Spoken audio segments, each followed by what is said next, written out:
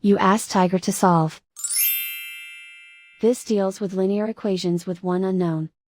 The final result is x equals 37/5. Let's solve it step by step. Group all x terms on the left side of the equation. Subtract 84x from both sides. Group like terms. Simplify the arithmetic. Group like terms. Simplify the arithmetic. Group all constants on the right side of the equation. Subtract 192 from both sides. Simplify the arithmetic.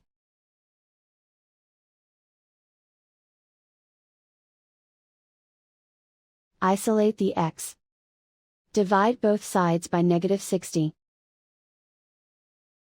Cancel out the negatives.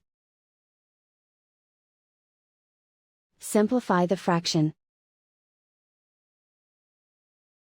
Cancel out the negatives.